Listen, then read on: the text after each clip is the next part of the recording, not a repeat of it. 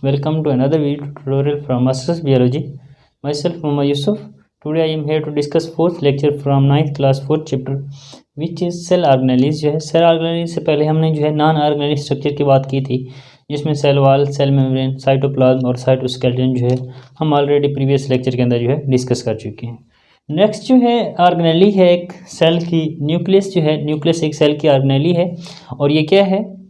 पहली बात तो ये कि न्यूक्लियस जो है सिर्फ यूकैरियोटिक सेल के अंदर पाया जाता है, मतलब वो सेल जिनमें न्यूक्लियस होता है वो यूकैरियोटिक सेल कहलाते हैं, जबकि वो सेल जिनमें न्यूक्लियस नहीं होता वो प्रोकैरियोटिक सेल कहलाती हैं। तो न्यूक्लियस सिर्फ जो है यूकैरियोटिक सेल के अंदर पाया जाता है।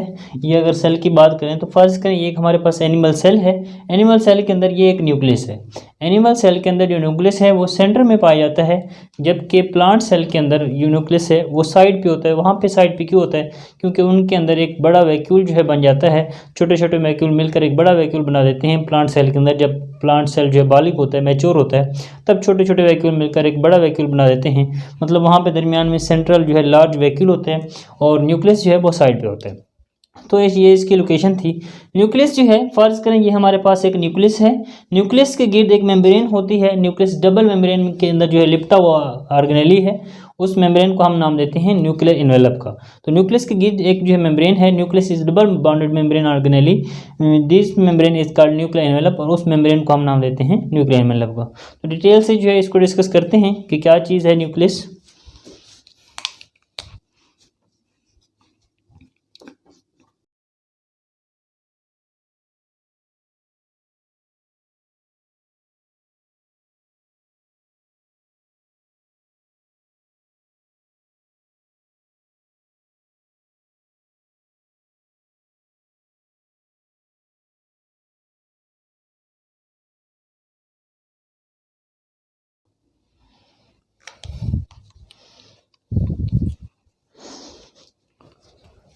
तो न्यूक्लियस की बात हो रही थी कि न्यूक्लियस जो है सिर्फ यूकैरियोट के अंदर पाया जाता है, मतलब वो जानदार जिनकी बॉडी यूकैरियोटिक सेल की बनी होती है यूकैरियोट्स कहलाते हैं।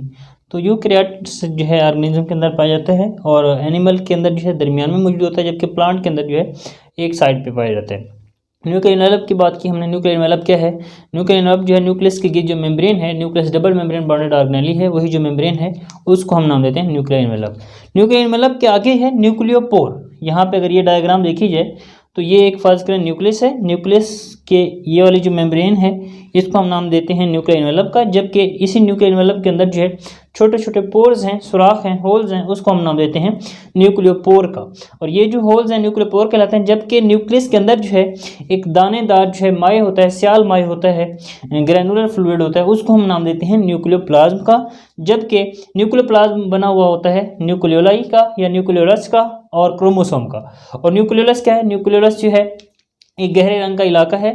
इसमें के अंदर जो है राइबोसोमल आरएनए जो है वो पाया जाता है, मतलब और राइबोसोम जो है वो सिंथेसिस होते हैं। तो ये वो इलाका है जहाँ पे राइबोसोमल आरएनए होता है और जो है राइबोसोम जो है वो तैयार किए जाते हैं। तो वो इलाका जो है न्यूक्लियोलस कहलाता है। तो ये थोड़ा सा इंट्रोडक्शन था न्यूक्लियस के मुतालिक।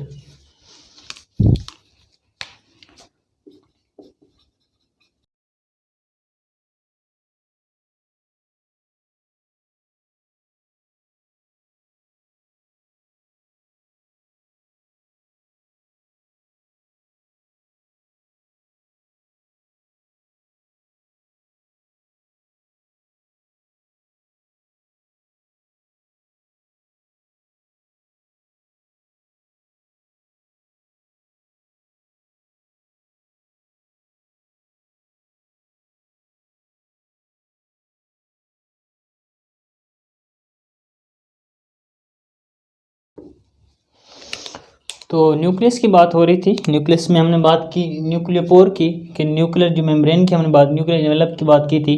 उसी मेम्ब्रेन के अंदर जो है पोर्स होते हैं, होल्स होते हैं, उनको नाम देते हैं न्यूक्लियोपोर्स का। तो whole pores are present in the nuclear envelope, these pores are called nucleopores. तो ये जो पोर्स हैं, सुराख जो हैं, इनको हम नाम देते हैं न्यूक्लियोपोर्स का। जबकि नेक्स्ट है न्यूक्लियोप्लाज्म।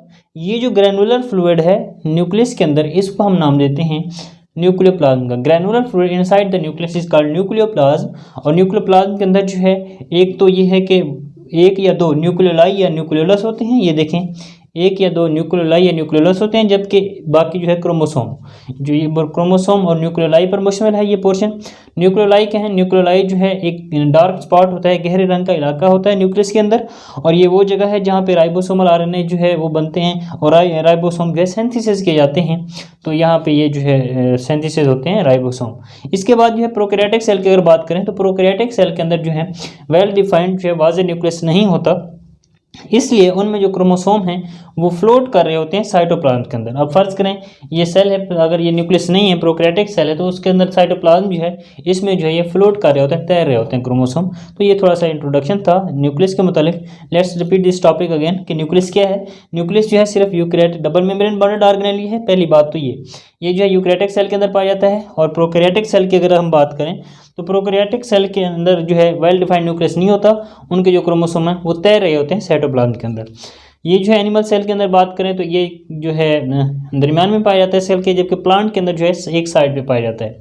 इसके अलावा हमने बात की न्यूक्लियर एनवेलप की, कि न्यूक्लियस के गिर्द जो डबल मेम्ब्रेन है उस मेम्ब्रेन को हम नाम देते हैं न्यूक्लियर एनवेलप का, जबकि न्यूक्लियर एनवेलप जो है छोटे छोटे होर्स होते हैं, पोर्स होते हैं इसके अंदर, उसको हम नाम देते हैं न्यूक्लियर पोर्स का। नेक्स्ट हमने न्यूक्लियोप्लाज्म की बात की कि ग्रैनुलर फ्लूइड होता है न्यूक्लियस के अंदर, जो एक या दो न्यूक्लियोलाई पर मुश्तमिल होता है और क्रोमोसोम पर मुश्तमिल होता है, उसको हम नाम देते हैं न्यूक्लियोप्लाज्म का। और जो है न्यूक्लियोप्लाज्म के अंदर जो न्यूक्लियोलाई की बात की हमने, या न्यूक्लियोलस भी इसको बोलते हैं। न्यूक्लियोलाई जो है ये डार्क स्पॉट होता है न्यूक्लियस के अंदर, जो है इसी के अंदर न्यूक्लियोप्लाज्म के अंदर ये वाली जगह पे। तो इसके में जो ये वो जगह है जहाँ पे राइबोसोमल आरएनए बनते हैं और राइबोसोम जो है वो तैयार किए जाते हैं। तो ये वो इलाका है। प्रोकैरियोटिक के अंदर जो है वेल डिफाइंड न्यूक्लियस नहीं है, इसलिए उनके अंदर जो क्रोमोसोम है वो तैर रहे होते हैं। एक और ऑर्गेनेली है हमारे पास, ये था न्यूक्लियस। एक और ऑर्गेनेली है हमारे पास राइबोसोम्स।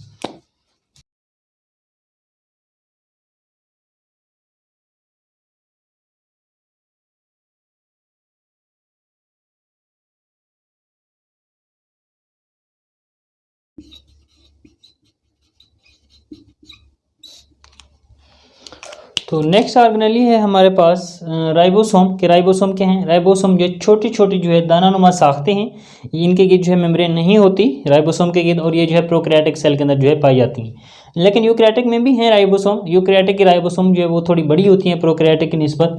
इसके अलावा जो है फ्रीली छोटी छोटी जो है दानानुमा साख्ते हैं, या तो आज़ादाना तैर रही होती हैं या फिर जुड़ी हुई होती हैं एंडोप्लाज्मिक रेटिकुलम के साथ। ये प्रोकैरियोटिक सेल के अंदर पाई जाती हैं। यूकैरियोटिक की जो ऑर्गेनेली है राइबोसोम, उनके अंदर भी पाए जाते हैं राइबोसोम। यूकैरियोटिक के अंदर जो राइबोसोम वो थोड़े बड़े होते हैं प्रोकैरियोटिक की निस्बत। फंक्शन की अगर बात करें कि राइबोसोम का काम क्या है, राइबोसोम जो है मेन जो फंक्शन है इसका राइबोसोम का वो है प्रोटीन सिंथेसिस करना, प्रोटीन तैयार करना।